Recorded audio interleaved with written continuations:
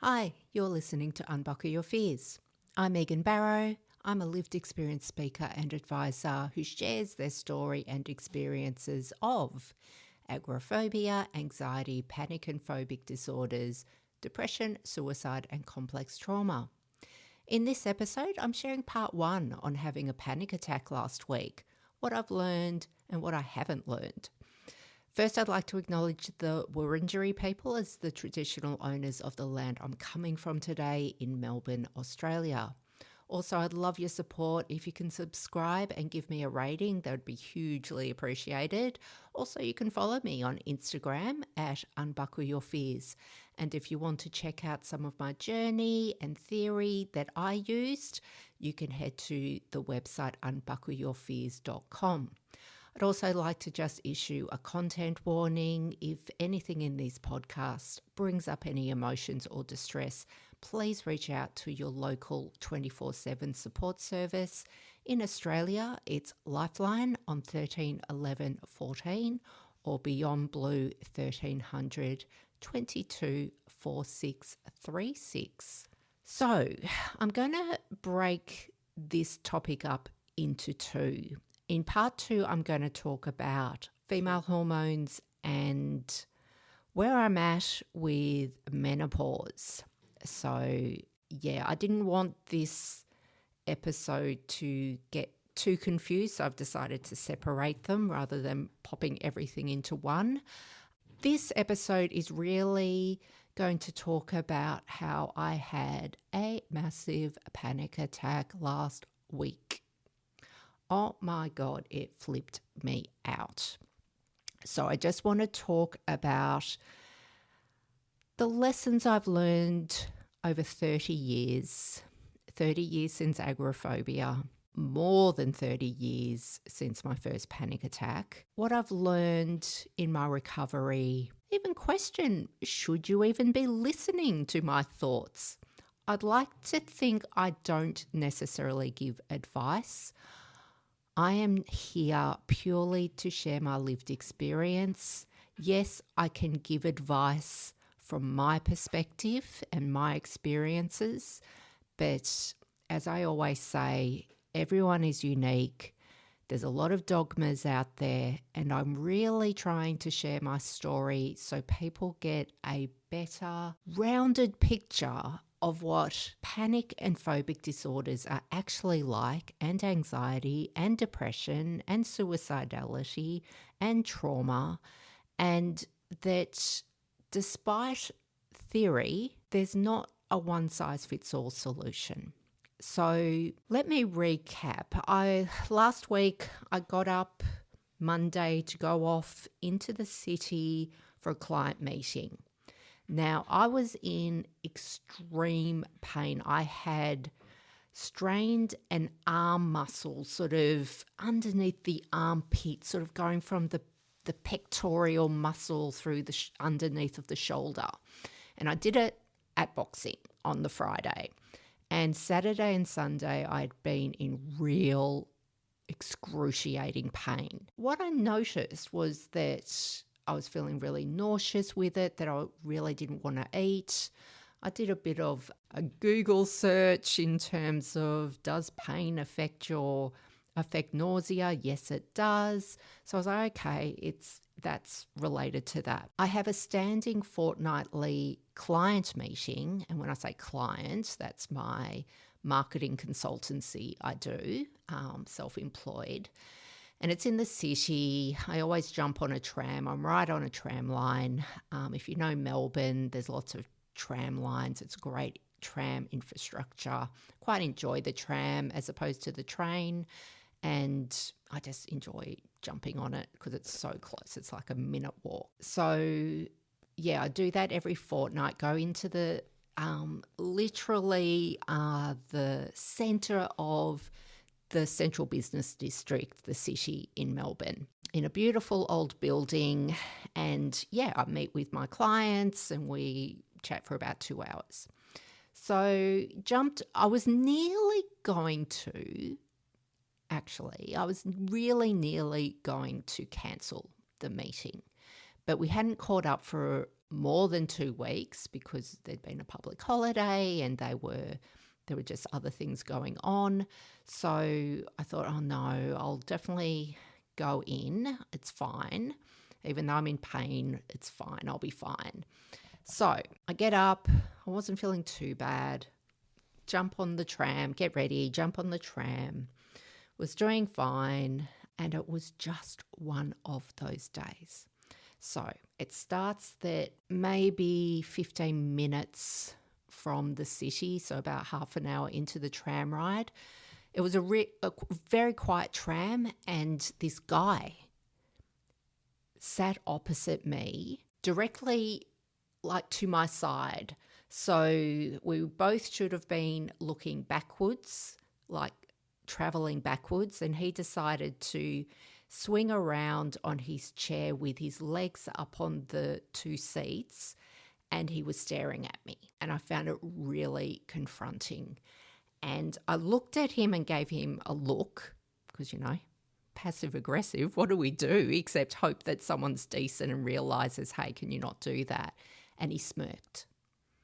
And then he got his phone out and you could see he was smirking and chatting, and he just kept staring at me. Now, this creates discomfort, and I think that's another topic I will talk about, that discomfort we're meant to sit with in terms of anxiety.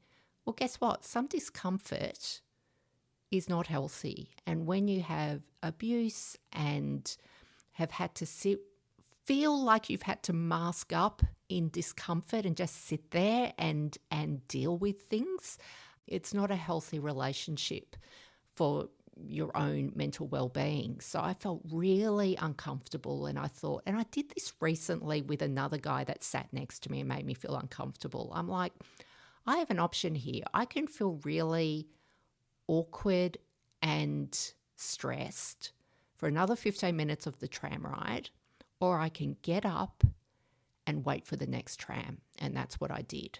So I knew a tram, we have tram trackers here, so I could see another tram was only 3 minutes away. I knew I was early for the meeting, so I was like, I'll just get off, get some fresh air. So take that upon myself. So that was the first little hiccup. But I got on the next tram, it was nice and quiet, it was fine. Get into the city, grab my coffee, head up the lift or the elevator, whatever your preference is, and knock on my client's door, and there's no answer.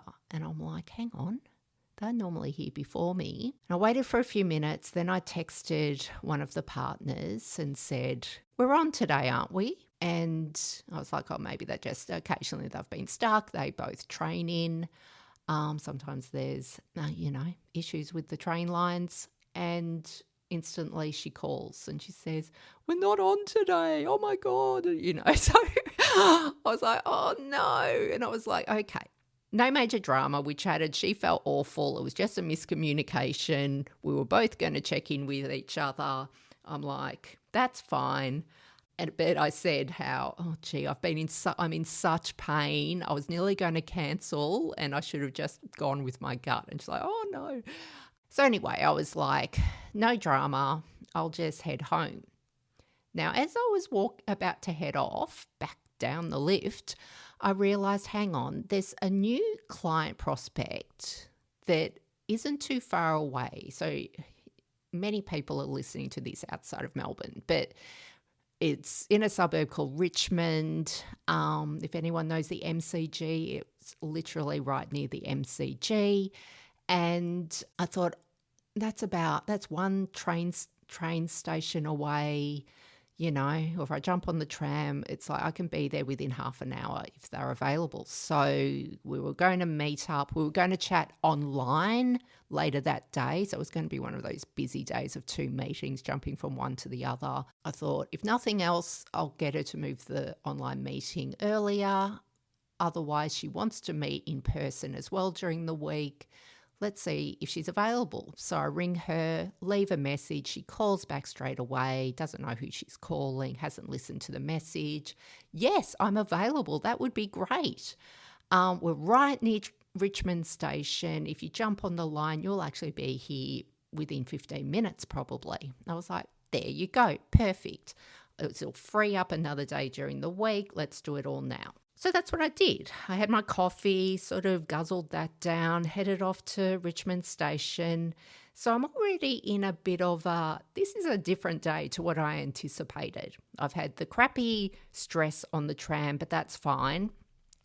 Then I've gone in to see my client who aren't there, but let's make the best of a situation and do something unexpected and head off to Richmond and meet with someone I've never met with before in an office that I've never been to before. So my brain's not prepped, and, anxiety brains, we love that prep, right? Anyway, so jumped on the train, headed to Richmond, easy peasy, got off. They're literally right next to the station, found her, called her. She came down to meet me. We grabbed a coffee. I grabbed decaf because I just had a coffee and went up and had this meeting, which was really productive. And the good news is I got the client, yay. So that all worked out well. Anyway, so 2 hours later, and it was also, I wasn't prepared for the meeting. She was absolutely fine. She's like, no, that's cool. Let's just talk things through about what we need and how you can help. And so that was great. And then I'm like, okay, so so from Richmond, because they're right next to the train station, the obvious thing was to just jump on the train again. And I'm like, usually I like catching 2 trams for whatever reason, depends on my mood. But I was like, let's just catch the train home. Station's right there. Got on the platform for my line, and I'm like, I just started to feel anxious. And then I was like, that's all right. We do the train. It's all good. The train arrived within about 3 minutes of me standing on the platform, and I just got more and more nervous, all those anxious feelings. I was like, maybe I can't do this. I was like, no, that's fine. And as the train rolled in, I was like, maybe I'm not okay here. I was like, no, you're fine. I got on the train. It was busier than what I anticipated. I always try and get on one of the quieter carriages, always the first and last carriage is always a bit quieter for whatever reason. People love standing in the middle. Got on, and there were seats, but there weren't a heap of seats. And I got on, and I literally looked around. I said, nope, and walked off. And I was like, just had that rush of anxiety, that adrenaline that pumps through you. I didn't have a panic attack, but I was like, not going to risk it today. So I have talked on Instagram a bit about capacity, and I love meeting people in the lived experience space because of different backgrounds, and some are from a research or university sort of background, and they have such more intelligence in terms of theory and how to articulate things. And there's a fabulous guy in one of my lived experience groups that talks about capacity. He also has anxiety, and he talks about capacity, that sometimes our capacity, I just love the word. I always used to talk about it, but I just love that concept that sometimes we don't have the capacity to push through as other days. And that's where I'll touch on hormones in part 2. But with the pain I'd been in, I think I just had low capacity to push myself. In my head, I was like, you can do it. What's going to happen? The worst that can happen is you have a panic attack, but that's all right. But I was not today. So I literally walked on, walked off. If you've ever done that, I know I don't do it very often, but when I've done it, or when on that day, I was like, oh God, okay, I can't do that, but now how do I get home? So I was like, that's fine. I know Richmond really well. I know the area really well. Let's just go to the tram line, which is what I'd probably do if I just wanted a really easy travel anyway. So I'm like, okay, I'll just walk up this main road I know, and then I've got a few options. There's a bunch of different tram lines around here that, all will sort of weave me back home. There's not one direct one back, but I'm fine. And then I decided, look, it's such a lovely day and I've just had a little bit of an adrenaline rush or panic rush, whatever you want to call it. Let's go for a bit of a walk. I love the area. I love inner city Melbourne. So, let's look at all the beautiful terrace houses and the pubs and let's do that. So I start walking and I'm okay, but I'm definitely heightened and I'm feeling tired. And I actually had a big bag with me because I was going to give back some stuff that I had stored in my office to the client that didn't eventuate. So I had this big bag with me. My muscle strain is really hurting. And I'm like, that's all right. That's fine. Just walk off. In hindsight, I probably should have just chilled, grabbed some lunch. It was lunchtime. So this is about 12:30, heading towards 1 o'clock at this point. I should have just stopped at a cafe and just sort of chilled out for a bit and grabbed something to eat. But no, you want to get home. So, and at this point, I'm sort of thinking, gee, if I had have been on that train, I'd be nearly home now. So there's all that talk going in your head. So I walk up to about 15-minute walk and end up at the tram stop. And I've just missed the tram. And it's another 10, 15 minutes for this tram. This tram line is shocking. And I'm standing there and I didn't really know this part of the road, even though I know the road quite well. And it just felt a bit weird, but I think it was just my headspace. And I'm like, oh, feeling so great here. So that's all right. Just stand here. It's all good. You have to get home. That's where I started to spiral a bit. But I kept my adage of keep going. You're fine. Did all that natural self-talk I've learned over the years. But I just wasn't feeling it. And after about 8 minutes, I started to feel really jittery and unsafe. But I'm like, just push yourself through. And then I'm like, I really don't think I'm up for a tram ride, and decided to call a ride share. So I'm like, and for some reason, all the apps had been deleted from my phone. So I'm trying to work out the apps and get them re-downloaded to compare price and all that. And I'm just getting a little bit more out of control. And then I finally get the ride share. It's going to be about $20. And I was like, oh, Megan, just do it. I just so rarely do these things. So in terms of need a backup plan. But at the same time, I'm sort of thinking, really, I kind of almost just want to walk down the side street and just hide. When you get in that space of you just want to be a genie and say, I'm no good. Let me go in the fetal position somewhere and just miraculously be home. So I was starting to get again into that catastrophizing and feeling like there was no end. But at the same time, I'm trying to settle myself down and booked the ride share. And then I started to think, I don't know that I'm up to this ride share. No, I don't want to do this.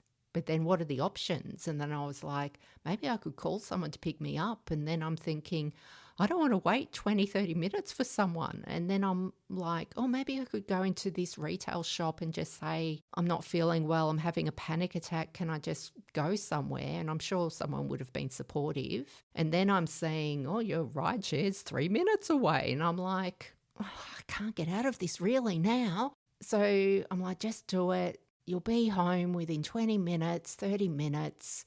Get home. But I'm starting to spiral even more. So anyway, the ride share finally turns up. I get in and I'm just not feeling okay. And I texted my mum, who I know normally is out golfing on a Monday morning. And I said, are you home? Are you around? And she texted straight away and she said, yeah, I am. What's wrong? And I said, I'm having a panic attack. And she said, do you want to call? And I wasn't even thinking I would call, but I did. And then I just went into full panic attack mode. I don't know if it almost made it worse, but I was also getting real waves of nausea by this point. I think the pain in the muscle strain had really gone to a next level and then aside with my panicking mind and just low capacity for the day and so many changes throughout the day, the morning, I'd sort of lost control. And yeah, it was horrific. You know, those panic attacks, if you're listening and you have frequent panic attacks or you've experienced sort of the realm of them, it wasn't one of those, I think you can hear, it wasn't one of those quick spikes. You know, they're frightening, but you sort of go, oh, and then you hold on for a bit and then everything starts to settle quite quickly. You're shaken, but it disappears quite quickly. This was one of those crappy ones. I mean, they're all crappy, but this was one of those ones that just escalated slowly. And then even though I was trying to calm myself down with all the self-talk and just stayed at that 9 out of 10 for about half an hour. At one point, I really did think I was about to vomit. And I sort of said to the rideshare driver, who didn't really speak English very well, so I don't know how much he was sort of understanding. And I felt really rude talking to my mum. And I kept saying to Mum, just keep talking to me. I need you to distract me. And she's like, oh, I don't know what to say. And I was like, please just talk to me. When I said, look, I'm actually feeling really ill. And he said, oh, do you want the windows down? And I said, yes, please. And that actually did help. But it just felt like every main intersection I would be like, it was like when I drive, I'm sort of, if I'm panicking driving, and I don't drive very often or very far, but when I used to do it a bit more, it would be, please don't be a red light. Please don't be a red light. It is very, very, very rare for me to feel that way as a passenger. And this was one of those days. I just didn't want to be stuck. I just wanted to keep moving. And there was one point where I'm about to just jump out of this car. I'm just about to run. And I'm like, that's okay. He's got my details. He can still charge me. But I was like, but then how do I get home? I was like, I just have to sit here. And Mum was great in that she just stayed with me the whole time. Just like, I just want you to stay with me. And, you know, sometimes you just don't want to be alone. And even though you know all the theory, anyway, of course I got home. Of course I wasn't sick. Although at one point I really didn't know. Like, I really did think I was going to vomit. You know, everything was okay. I felt very rattled. And even as I was sort of realising, oh, I'm only about 5 minutes away from home, I was saying to Mum, all those, I'm doing everything wrong. She said, what do you mean? And I'm like, all those pieces of advice that people say that you should be able to cope and that you shouldn't be using tools. Like, I was having a lolly because I felt nauseous more than anything. But before that, I had some chewing gum and I was drinking sort of sips of water. And she's like, that's rubbish. Like, stop being so hard on yourself. And then I said, I'm scared of letting everyone down. Anyone that listens to me or sees an Instagram post or sees me as a position of hope that they can recover, I'm scared of going backwards. And that's what I always feel. It's not even that I hate that moment of the panic attack. I'm scared I'm going to go backwards with it. She's like, just take it day by day, which has always been her motto for me. And in that moment, I also was starting to come a bit clearer that I also said, and this is what I want to say to you, in terms of the lessons that I've learned, I think the biggest thing is about understanding, and this piece of advice I'm going to give you after saying I don't give advice, but this concept, let's say, that I'm going to share is something I'm sure I've shared on other episodes, but one that's come really from understanding trauma. And they say the same thing happens in a panic attack. And the point is, in a panic attack, you cannot critically think. Your brain goes down to the very base of the cortex where it is just functioning in that fight or flight and fawn and I've forgotten the other third, but anyway, that fight and flight stage. And it's just in survival. It is that cliche analogy of the caveman that has a bear in front of them, I'm going to die or not. What do I do?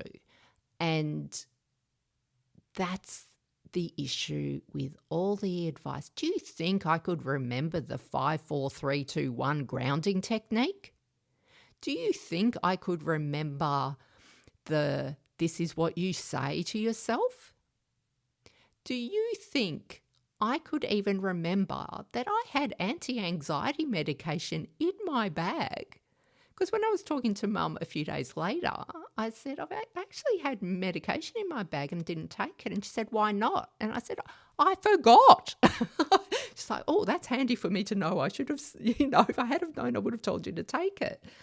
I take it so infrequently. So in terms of the influencers and all the experts out there about how to recover from anxiety and agoraphobia, I was a massive fail last Monday. I have learned that the recovery and the success is not in the moment of a panic attack. It is in what you do after. So what did I do after?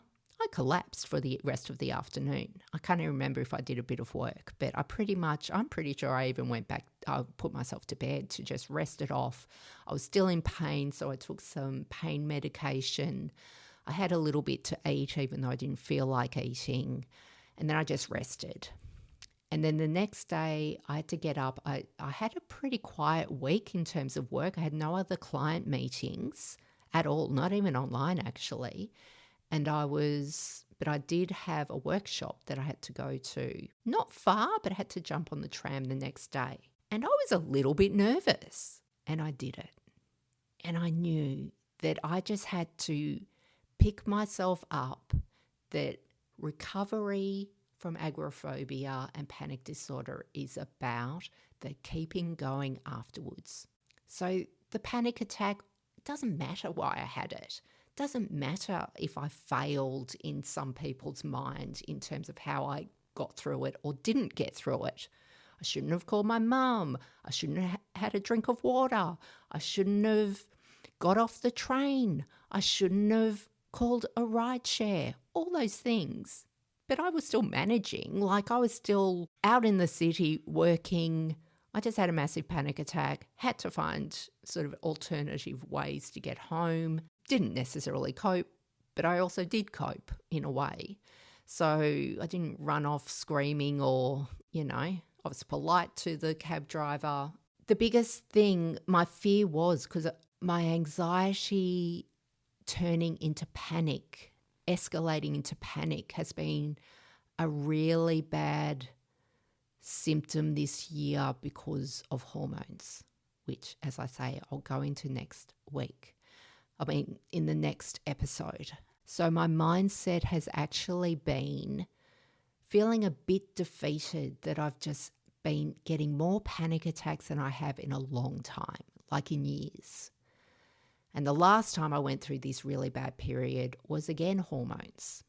So again, next episode. And this is something that's not talked about a lot. So all the men and the research and the clinical studies, do you think they've done much about women and hormones and how it affects anxiety or how you deal with a panic attack or how you deal with exposure? No. But by the by, my mindset has not been great. And I was scared this massive panic attack far from home, well, not half an hour away from home on my own, was going to start derailing me because my mind really went into agoraphobic thinking. I can't do this. I won't be able to go in the city anymore. I don't think I could get on a train. I just want to protect myself. Well, I also don't want to do any of that. I don't want to go back to agoraphobia. So I knew white-knuckled I just had to keep going afterwards, and that's what I always do. If it's having to struggle on a tram or going out or going to a gig, I just always think it's about the struggle and eventually it will start becoming normalized again. It's about getting good experiences and pushing through to get those good experiences. So I jumped on the tram. I was fine. I was fine at this workshop. Then I walked home. So it was about a half an hour walk, which I do after this workshop. I could have caught the tram home. I decided not to. Actually, I lie. I did. I walked some of the way and then thought, actually, I was so exhausted. That's right. I was so exhausted. I just jumped on the tram, sort of halfway point. So I walked up to a tram stop. The rest of the week, the next day, I was meant to do youth mentoring. I volunteer as a youth mentor, something I've started this year. I was actually feeling really nervous about it because I thought, oh, gee, I don't want to let this young person down. And if I sort of feel anxious and I don't want to let her down and sort of walk away or need some fresh air. Ironically, the week before, I'd been feeling a bit anxious. So I talked to the program manager about it. So yeah, it was weird. There was something definitely with my mindset. Anyway, that ended up being cancelled. So I was like, oh, universe is helping me out. But then I went for a big walk one day and I was starting to feel like my mind was settling back into normal. Yeah, I did a few things. I made some decisions about hormones that I was taking and I felt like things were getting back on track. This week, so Monday rolls around and I'm actually really nervous and it's a week to the big massive panic attack. And I'm like, okay, this is the client meeting. We had officially agreed we would be catching up. So I knew they would be there. And I just had to do it. I had to do it. That is a recovery mindset. Didn't matter to me. Success was not about if I felt anxious, how I got through. That was irrelevant. It was about doing it. So, and let's hear everyone tell me how bad I am for doing this. I decided in the morning that I would take a little bit of anti-anxiety medication because I needed to have a positive experience. And that's exactly what happened. Didn't mean that I still had all the negative self-talk and the what ifs, but the medication calmed me down to a point where I wasn't reacting to it, as did some of my health decisions a few days earlier, I am pretty sure. So I was in my capacity to cope was stronger. And that's 100% what I needed to get me back on track. And back on track, I am. So I had a wonderful meeting. I had a really calm tram ride. But even the night before, I was like, I can't get on the tram. But even if I do get on the tram, how am I going to do the client meeting? Oh my goodness, say I panic, where am I going to go? I can't embarrass myself in front of my clients. What am I going to do? And what if I panic in the building? How will I get home? And then I'm like, oh, and imagine I can't get on a tram to go home because it'll be packed because it's in the city. How will I cope with that? I was having all those thoughts of I cannot do this. So I just had to do it. And like I say, I had a really positive experience. I did also, bad me again, I had mum on standby in case, but she was going to be at golf. So, but I also checked a friend. It's like, are you going to be around? She said, yeah, what do you need? I was like, I don't need anything. Just in case I need a chat. Are you around? She said, of course. You don't need me to do something else? Bless some of my people. Because I don't have a huge amount of support, so bless the ones I have. Thank you if you're listening. And I was fine. And in fact, when I was halfway on the tram into the city, she texted me just a little, you can do it. I hadn't even said anything to her that morning, but she just had a couple of love hearts and said, you can do it. And it just made me smile. And I was like, and I texted her back and said, I am doing it. I'm feeling okay. So yeah, positive experience. I felt great. Getting home, I was like, yes, done, big tick.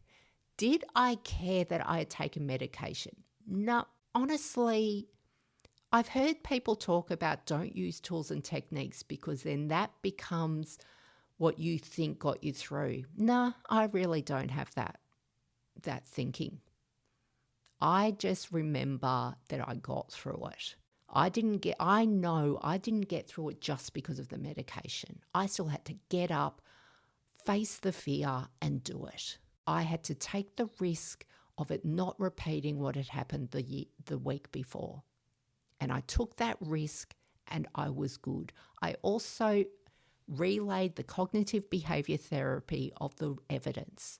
So yes, I've had a couple of really shocking panic attacks in my recovery years. The last one I had, which was as bad, was about 5 years ago in the city. And again, it was one of those ones that lasted for ages and I didn't know how I'd get home. I did go on the tram. I took some anti-anxiety medication on the tram because I really was about to jump off and, not cope. But again, I did it. So you can have the memory of, oh my God, it's happened. But then you need to look at, okay, for 99 times out of 100, I've been fine. I might have had moments of anxiety. I might have had moments where I felt like I was about to panic, but I didn't panic like majorly. I was able to cope. So that evidence of more often than not, I am fine.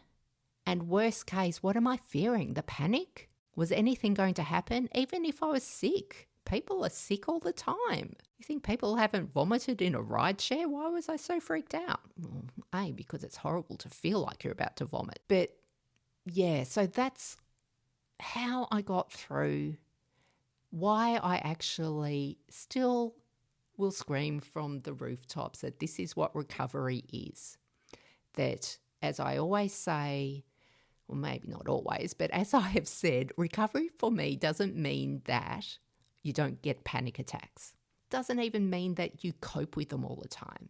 It means that you're able to push through in the aftermath, in the days following, that you don't retreat into phobic behaviours. You don't avoid things. That your life, your independence, what your goals are maintained. That to me is what recovery is. That is what success is. So this week, the next day, Tuesday, I had an online meeting with another one of my favourite clients. It was online. I actually talked about how I had a panic attack. We love chatting. He loves hearing about my advocacy. That was one of the reasons he wanted to work with me, even though he does nothing in that world. So he just loves hearing my openness about my lived experience. So we had a chat about that. We had a great meeting. What did I do after that? I can't remember. But then Tuesday night, I went boxing with a friend. It was a really busy boxing session, but I'm there in the midst of it. There was heaps of people there. We did it. I did it. I was fine. Then Wednesday, I got up and I went to youth mentoring, sat with a young person for an hour, chatted life through and how she was going, and we reflected on the term so far. And then I sat with my other youth mentors in a room and we reflected. I always talk. Did that. Thursday was quiet. Today I went boxing. I'm about to go out for dinner. Pretty good week. I am feeling good. That panic attack was shocking, but I'm feeling good and I know I'm back on track. And I know that I am so proud of myself that I kept going, that I didn't give in to the fear, and I did the tough things to get back on track and keep my life as normal as possible over the last 2 weeks. Before I go, I like to leave you with a little question or something to reflect on. So as I say, on the Monday when I was in the ride share and I was feeling pretty all that negative self-talk, that was one of the topics with the youth mentor. So it's been really interesting talking about things, saying, oh, this is helpful for me. But let's talk about your negative self-talk. So obviously it was really bad last week. And it wasn't until I started to remind myself of the evidence, but the evidence of actually just getting back into life was where it really landed for me, that actually I'm okay, I can do this. That's right, I'm super strong. But it was super negative. This last Monday, this podcast, and I nearly did record last week, and I thought, no, I need to rest, but B, I'm not sure. I need an ending. I need to know what happens next before I can sort of talk to it. But I was thinking about how, like my mum was reminding me when I was sort of doing all that negative self-talk about how bad I was and I wasn't coping as people say I should and blah, blah, blah. She's like, you're being so hard on yourself. And that's what I want you to reflect on. What would have you said to me last Monday when I was having a massive panic attack and I was saying I'm not doing well? I've done everything wrong. What would have you said to me? If you want to share that with me, that's fine. But the point is, and you know where I'm headed, I want you to remember that and say it to yourself when you're in that position. It might be right now. We are always kinder to others. Again, I often suggest with these things, write it down. Then you've got it to keep. You don't have to, you could stick it on your fridge or pin it on a pin board or just wrap it up and put it in a pocket somewhere of a bag, or you can hide it, whatever it is. You might write it on your phone. What would have you said to me or anyone that was going through a panic attack, feels they're not doing everything per the book, per the advice? What would you say to them? Say it to yourself next time you feel like you're not doing as well as you should be. Because should is BS, right? So with that, I will get my thoughts together for part 2 on this. As always, do look after yourself. If any of this conversation has raised any distress or emotions, please talk it through with someone and reach out if necessary to your local 24/7 support service.